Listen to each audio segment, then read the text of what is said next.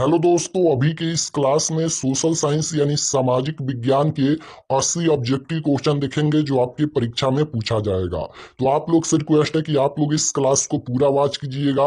अभी के इस क्लास में हम लोग सोशल साइंस यानी सामाजिक विज्ञान के टोटल 80 ऑब्जेक्टिव क्वेश्चन देखेंगे जो आपकी परीक्षा में पूछा जाएगा। तो आप लोग इस क्लास को पूरा वॉच कीजिएगा और लास्ट में आपको ये भी बताना है कि 80 प्रश्न में से कितना प्रश्न आपका सही हुआ।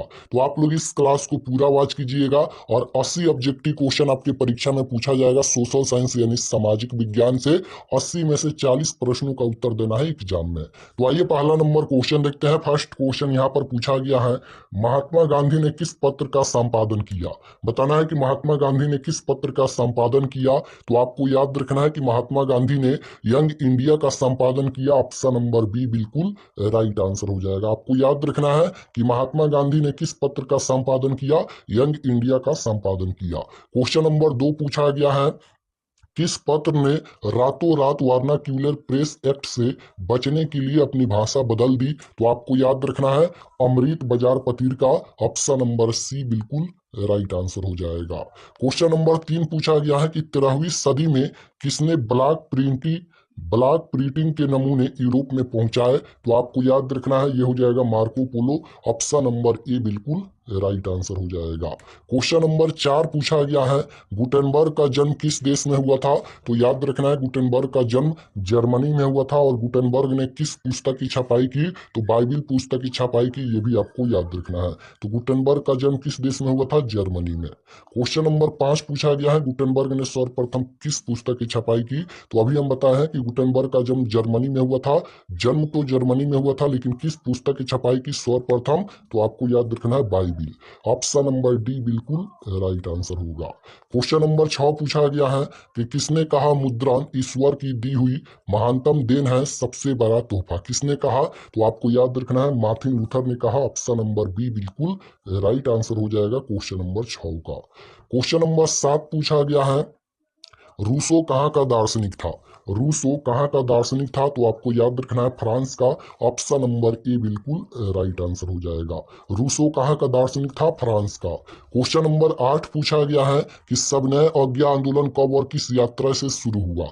सविनय अवज्ञा आंदोलन कब और किस यात्रा से शुरू हुआ, तो आपको याद रखना है यहाँ पर 1930 दांडी यात्रा से शुरू हुआ। ऑप्शन नंबर बी बिल्कुल राइट आंसर हो जाएगा। 1930 दांडी यात्रा से शुरू हुआ। क्वेश्चन नंबर 9 पूछा गया है कि पूर्ण स्वराज की मांग का प्रस्ताव कांग्रेस के किस वार्षिक अधिवेशन में पारित हुआ। तो आपको याद रखना है 1929 लाहौर में पारित हुआ। लाहौर कहाँ है, पाकिस्तान में। राइट आंसर ए हो जाएगा। क्वेश्चन नंबर 10 पूछा गया है कि राष्ट्रीय स्वयंसेवक संघ की स्थापना कब और किसने की। तो आपको याद रखना है कि 1926 ईस्वी में चित्तरंजन दास ने। ऑप्शन नंबर सी बिल्कुल राइट आंसर हो जाएगा। क्वेश्चन नंबर 31 पूछा गया है, वल्लभ भाई पटेल को सरदार की उपाधि किस किसान आंदोलन के दौरान दी गई। वल्लभ भाई पटेल को सरदार की उपाधि किस किसान आंदोलन के दौरान दी गई, बारदोली हो जाएगा। ऑप्शन नंबर ए बिल्कुल राइट आंसर होगा, बारदोली। क्वेश्चन नंबर 12 पूछा गया है, रंपा विद्रोह कब हुआ। रंपा विद्रोह कब हुआ, तो रंपा विद्रोह 1916 में हुआ। ऑप्शन नंबर ए बिल्कुल राइट आंसर हो जाएगा। क्वेश्चन नंबर 13 पूछा गया है, वेदों की ओर लौटू का नारा किसने दिया। तो आपको याद रखना है Swami Dayanand Saraswati. Option number D बिल्कुल राइट आंसर हो जाएगा।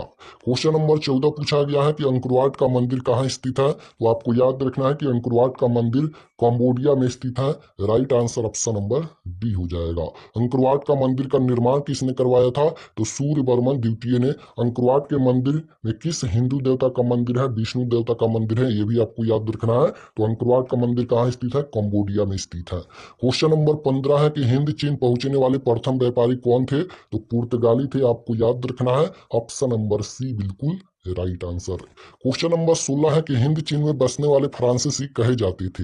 हिंद चीन में बसने वाले फ्रांसीसी क्या कहे जाते थे, तो कुलोन कहे जाते थे। ऑप्शन नंबर सी बिल्कुल राइट आंसर हो जाएगा। क्वेश्चन नंबर 17 है, नरोत्तम सिंहानू कहाँ के शासक थे। नरोत्तम सिंहानू कहाँ के शासक थे, तो आपको याद रखना है कंबोडिया के शासक थे। ऑप्शन नंबर डी बिल्कुल राइट आंसर होगा। क्वेश्चन नंबर 18 है, मार्च 1946 में फ्रांस व वियतनाम के बीच होने वाला समझौता किस नाम से जाना जाता है? मार्च 1946 में फ्रांस और वियतनाम के बीच समझौता हुआ था। कौन सा समझौता हुआ था? तो आपको याद रखना है जेनेवा समझौता। ऑप्शन नंबर बी बिल्कुल राइट आंसर होगा।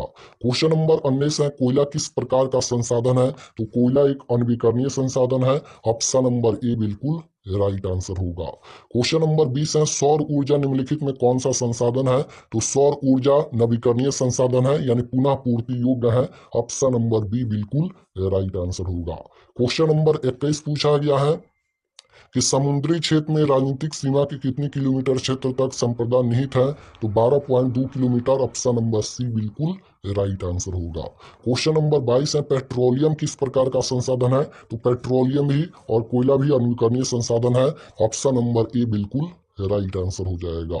क्वेश्चन नंबर 23 है कि निम्नलिखित में कौन सी मिट्टी सर्वाधिक उपजाऊ है? कौन सी मिट्टी? जलोढ़ मिट्टी है, आपको याद रखना है। ऑप्शन नंबर सी बिल्कुल राइट आंसर। क्वेश्चन नंबर 24 है, काली मृदा का दूसरा नाम? मृदा मतलब मिट्टी होता है, काली मिट्टी का दूसरा नाम रेगून मिट्टी होता है। Right answer option number B होगा। क्वेश्चन नंबर 25 है कि मरुस्थलीय मृदा यानी मिट्टी का विस्तार निम्न में से कहाँ है? तो सबसे ज्यादा राजस्थान में है। ऑप्शन नंबर बी बिल्कुल राइट आंसर हो जाएगा। पंचायती राज की शुरुआत कहाँ से हुई थी? राजस्थान से हुई थी, ये भी आपको याद रखना है। सोपानी कृषि किस राज्य में प्रचलित है? सोपानी कृषि यानी जो पहाड़ों पर काट कर खेती किया जाता है उसे सोपानी कृषि बोलते हैं। और ये कहाँ पर प्रचलित है, कहाँ किया जाता है? उत्तराखंड में किया जाता है। ऑप्शन नंबर बी बिल्कुल राइट आंसर हो जाएगा क्वेश्चन नंबर 26 का। क्वेश्चन नंबर 27 है कि पंजाब में भूमि निम्नीकरण का मुख्य कारण क्या है? तो पंजाब में भूमि निम्नीकरण का मुख्य कारण अधिक सिंचाई होता है। ऑप्शन नंबर बी बिल्कुल राइट आंसर हो जाएगा अधिक सिंचाई। क्वेश्चन नंबर 28 है कि भारत में लगभग कितने करोड़ हेक्टेयर भूमि का क्षरण हो चुका है? तो इसका राइट आंसर हो जाएगा 18 करोड़ हेक्टेयर। क्वेश्चन नंबर 29 है, मेढक के प्रजनन को नष्ट करने वाला रसायन कौन सा है? तो मेढक के प्रजनन को नष्ट करने वाला रसायन बेंजीन है। Right answer option number A हो जाएगा। क्वेश्चन नंबर 30 पूछा गया है, देश के बांधों को किसने भारत का मंदिर कहा था? तो राइट आंसर हो जाएगा Pandit Nehru. Option number D बिल्कुल राइट आंसर होगा। क्वेश्चन नंबर 31 है, कुल जल का कितना प्रतिशत भाग महासागरों में निहित है? तो आपको याद रखना है 96.6%। ऑप्शन नंबर सी बिल्कुल राइट आंसर होगा। क्वेश्चन नंबर 32 है कि बृहद क्षेत्र में जल की उपस्थिति के कारण ही पृथ्वी को कहते हैं, क्या कहते हैं? कौन सा ग्रह कहते हैं? उजला ग्रह, नीला ग्रह, हरा ग्रह या लाल ग्रह? बृहद क्षेत्र में जल की उपस्थिति के कारण ही पृथ्वी को क्या कहते हैं? नीला ग्रह कहते हैं। ऑप्शन नंबर बी बिल्कुल राइट आंसर हो जाएगा। क्वेश्चन नंबर 33 पूछा गया है कि बिहार में अति जल दोहन से किस तत्व का संकेंद्रण बढ़ा है? तो आर्सेनिक हो जाएगा। ऑप्शन नंबर सी बिल्कुल राइट आंसर होगा। क्वेश्चन नंबर 34 है, प्राणियों के शरीर में कितना प्रतिशत जल की मात्रा निहित है? प्राणियों के शरीर में कितना प्रतिशत जल की मात्रा निहित है? तो आपको याद रखना है 65%। ऑप्शन नंबर सी बिल्कुल राइट आंसर हो जाएगा 65%। 35 नंबर क्वेश्चन है कि भारत में 2001 में कितने प्रतिशत भौगोलिक क्षेत्र में वन का विस्तारण था? तो ये हो जाएगा 20.60%। ऑप्शन नंबर डी बिल्कुल राइट आंसर। क्वेश्चन नंबर 36 है, भारत का सबसे बड़ा जूट उत्पादक राज्य कौन सा है? पश्चिम बंगाल है। ऑप्शन नंबर ए बिल्कुल राइट आंसर। 37 नंबर क्वेश्चन है, निम्नलिखित में खरीफ फसल कौन है? तो चावल खरीफ फसल है, गेहूं रबी फसल है। राइट आंसर सी हो जाएगा। 38 नंबर क्वेश्चन है, काली मिट्टी उपयुक्त है? तो काली मिट्टी किसके लिए उपयुक्त है? कपास के लिए उपयुक्त है। ऑप्शन नंबर ए बिल्कुल राइट आंसर हो जाएगा। काली मिट्टी उपयुक्त है कपास के लिए। कपास को हम लोग उजला सोना के नाम से जानते हैं, ये भी आपको याद रखना है। क्वेश्चन नंबर 39 पूछा गया है, दाल किस पौष्टिक अंश का स्रोत है? तो प्रोटीन का स्रोत है। ऑप्शन नंबर बी बिल्कुल राइट आंसर होगा। क्वेश्चन नंबर 40 है, निम्नलिखित में और रबी फसल है? तो गेहूं यहाँ पर रबी फसल हो जाएगा। ऑप्शन नंबर सी बिल्कुल राइट आंसर।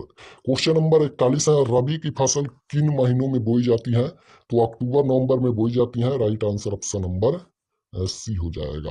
और मार्च से अप्रैल महीने में काटी जाती है। क्वेश्चन नंबर 42 है, भारत में सबसे पहले स्थापित लौह इस्पात कंपनी निम्नलिखित में कौन सा है? तो टाटा लोहा इस्पात कंपनी है। ऑप्शन नंबर सी यहाँ पर बी बिल्कुल राइट आंसर हो जाएगा। क्वेश्चन नंबर 43 है कि पहली आधुनिक सूती मिल मुंबई में स्थापित की गई थी क्योंकि मुंबई एक पटन है। ऑप्शन नंबर ए बिल्कुल राइट आंसर हो जाएगा, मुंबई एक पतन है। क्वेश्चन नंबर 44 है, निम्नलिखित में कौन उद्योग कृषि पर आधारित नहीं है? तो राइट आंसर क्या हो जाएगा? सीमेंट यहाँ पर ये कृषि पर आधारित नहीं है, क्योंकि सीमेंट चूना पत्थर से बनता है। ऑप्शन नंबर बी बिल्कुल राइट आंसर हो जाएगा। क्वेश्चन नंबर 45 पूछा गया है, हुगली किस औद्योगिक प्रदेश का केंद्र है? तो Kolkata Howrah, option number D बिल्कुल राइट आंसर। क्वेश्चन नंबर 46 है, सासाराम नगर का विकास कब हुआ था? तो मध्य युग में हुआ था, आपको याद रखना है। ऑप्शन नंबर ए बिल्कुल राइट आंसर हो जाएगा। सासाराम नगर का विकास कब हुआ था? मध्य युग में। क्वेश्चन नंबर 47 है, अविभाजित बिहार में एकमात्र नियोजित नगर था? तो टाटा नगर, ऑप्शन नंबर सी बिल्कुल राइट आंसर हो जाएगा, टाटा नगर।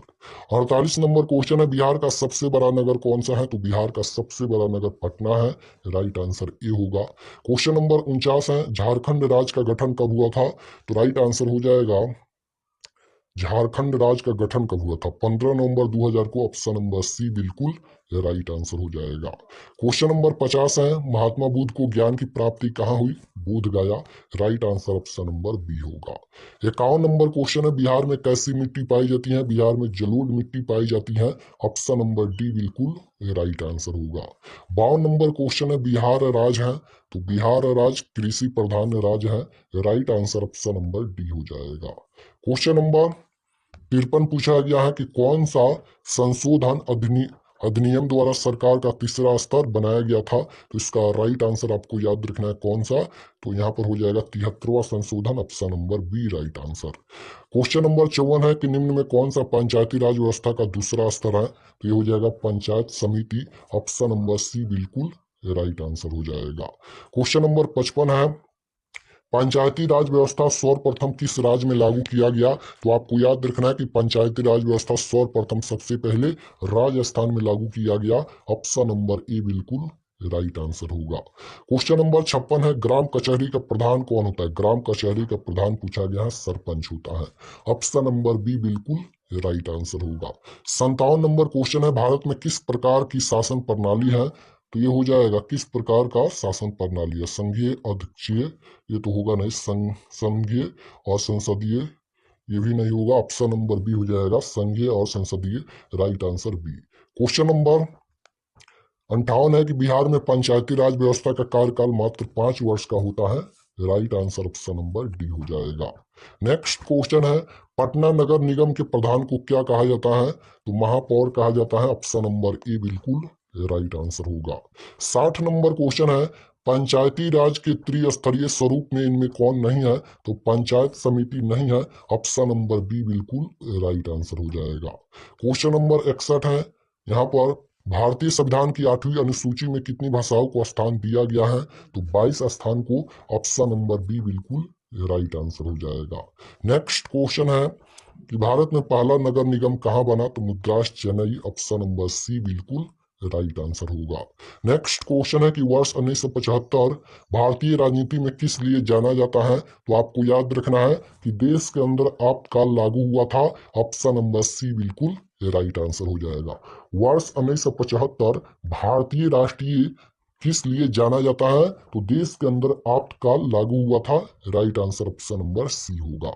नेक्स्ट क्वेश्चन है, भारतीय लोकतंत्र में सत्ता के विरुद्ध जनाक्रोश किस दशक से प्रारंभ हुआ? तो राइट आंसर हो जाएगा 1970 के दशक से, ऑप्शन नंबर बी बिल्कुल करेक्ट आंसर होगा।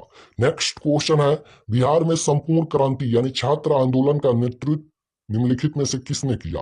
बिहार में संपूर्ण क्रांति का नेतृत्व किसने किया? जयप्रकाश नारायण ने, ऑप्शन नंबर डी में दिया गया है। आपको याद रखना है, बिहार में संपूर्ण क्रांति यानी छात्र आंदोलन का नेतृत्व किसने किया? Jayaprakash Narayan. Question number 66 number question है कि भारत में 1977 में हुए आम चुनाव में किस पार्टी को बहुमत मिला? बताना है कि भारत में 1977 में हुए आम चुनाव में किस पार्टी को बहुमत मिला? तो आपको याद रखना है जनता पार्टी को, ऑप्शन नंबर सी बिल्कुल राइट आंसर हो जाएगा, जनता पार्टी को। 67 नंबर क्वेश्चन है कि चिपको आंदोलन निम्नलिखित में किससे संबंधित है? चिपको आंदोलन निम्नलिखित में किससे संबंधित है? तो आपको याद रखना है कि पेड़ काटने के विरोध से, ऑप्शन नंबर ए बिल्कुल राइट आंसर होगा। नेक्स्ट क्वेश्चन है कि नर्मदा घाटी परियोजना किस राज्यों से संबंधित है? तो आपको याद रखना है गुजरात, महाराष्ट्र, मध्य प्रदेश से। ऑप्शन नंबर डी बिल्कुल राइट आंसर।